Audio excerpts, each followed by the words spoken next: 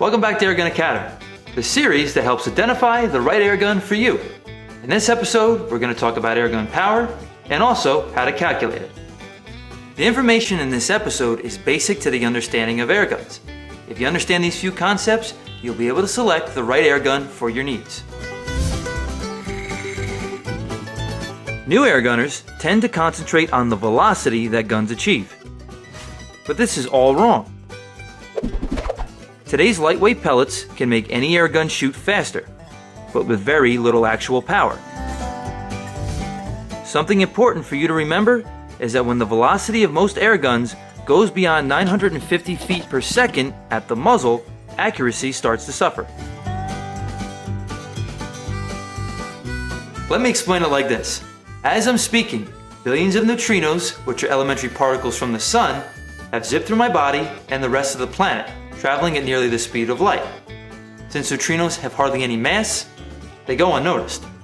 Lightweight pellets that travel super fast are similar to neutrinos. They simply don't have enough energy to do much. Not to mention, they're pretty inaccurate. For these reasons, no one shoots lightweight pellets for any serious purpose. The point is this: velocity means relatively little unless you also consider the weight of the projectile. Most airgun pellets are designed with a hollow tail and a pinched or wasp waist, so they start to lose accuracy when they get up over 950 feet per second. To illustrate the importance of the projectile, consider the following. Taking into consideration that we're limited by a top velocity of 950 feet per second. A 7-grain 177 caliber lead pellet going 900 feet per second has 12.5 foot-pounds of muzzle energy. But a 14-grain 22 caliber pellet going the same speed has over 25 foot-pounds of energy. See how much difference the pellet weight makes? Energy is what we need for hunting and pest elimination. Sometimes you don't really care about how much power you have. For example, like when you're plinking or shooting targets. The only thing you really care about is hitting the target. How do you make sense out of all this? You know, like when does power matter and when does power matter not so much? Well, it's simple. Just think of you and the distance to your target and what you want to do to that target. If what you're shooting at is a paper bullseye target set 33 feet away, you don't need much energy at the target. Also, the distance is close enough so that pellet drop is not a problem.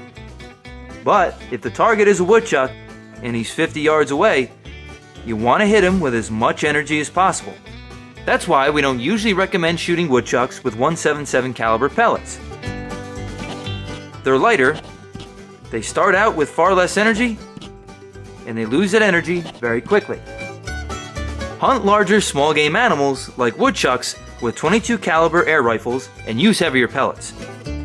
Sometimes all you want to do is hit the target.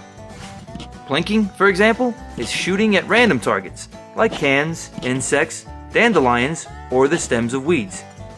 All you care about is whether you can hit what you're shooting at. A plinking airgun can be very low powered and easy to use, so you can shoot it all day long.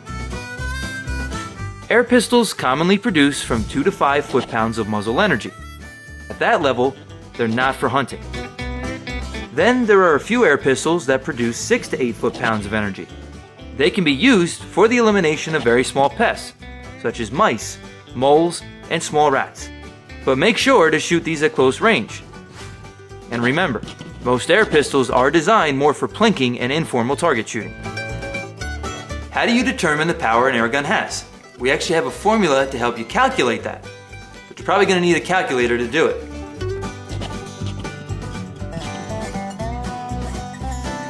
Multiply the weight of the pellet in grains by the square of the velocity measured in feet per second.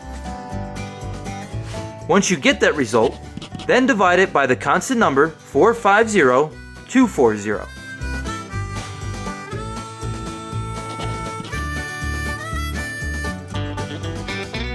You'll need to use a chronograph to determine the speed of the pellet at the muzzle. We'll show you how that works in a future episode. You can get a full description of each pellet and its weight in grains on Pyramid Air's web product page. If you don't want to fool around with formulas and calculations on your own, there's an easier way to determine a pellet's energy. Pyramid Air has an article called "What is Muzzle Energy?" That includes 2 interactive ballistic formulas. You just enter the pellet's weight in grains and the velocity in feet per second. Then just click the button to calculate the energy. If you know the pellet's energy, you can enter that and the weight in grains. Then click to determine velocity.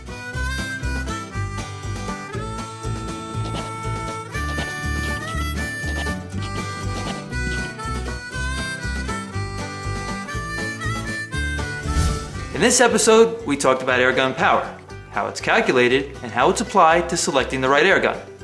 Let's recap the important points you need to know.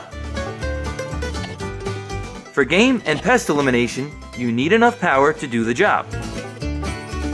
Velocity doesn't matter as much as the power that an airgun projects. Pellets traveling faster than 950 feet per second start to lose their accuracy. Power doesn't matter for plinking and close target shooting. Keep on watching, and we'll help you find the right airgun for your needs. And check back for new episodes that deal with different airguns for a variety of uses. Thanks for watching Airgun Academy.